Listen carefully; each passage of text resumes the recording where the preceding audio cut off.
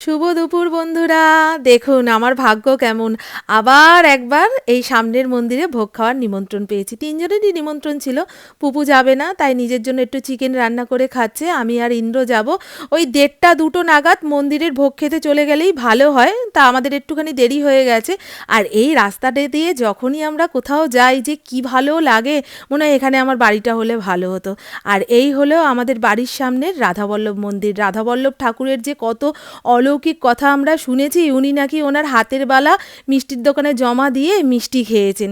এরকম আরও অনেক ঘটনা আছে যেগুলো আমি আপনাদের সময় করে বলবো। ঠাকুরের তো 12টার মধ্যে ভোগ হয়ে গেছে, তাই গেট বন্ধ, ঠাকুরের দর্শন পেলাম না। দর্শন করতে আসতে হলে সেই সন্ধেবেলায় আসতে হবে। তা ভোগ দর্শন করালাম। আর এই বাচ্চাটা আমাদের পাশের বাড়ি, টকর টকর কথা বলছে, তো সেটাই শুনছিলাম। আর এই মন্দিরে অন্নপ্রাশন উপলক্ষে, বাৎসরিক অনুষ্ঠান উপলক্ষে অনেকেই ভোগ দেয়। আমাদের প্রতিবেশী ভোগ দিয়েছিল। আর ফড়িংকে দেখুন, দরজাটা খোলার সঙ্গে সঙ্গে কতক্ষণে ও বাইরে বেরিয়ে যাবে।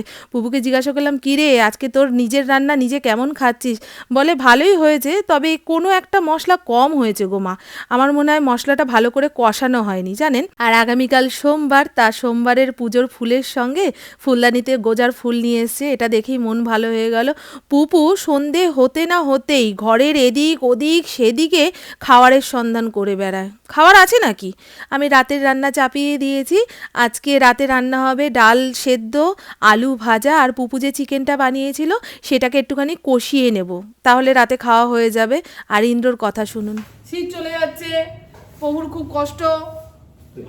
প্রভুর এই ওই ওই ওই ভাতের হাঁড়ি থেকে ভাত ভাগ করে খেতে হবে।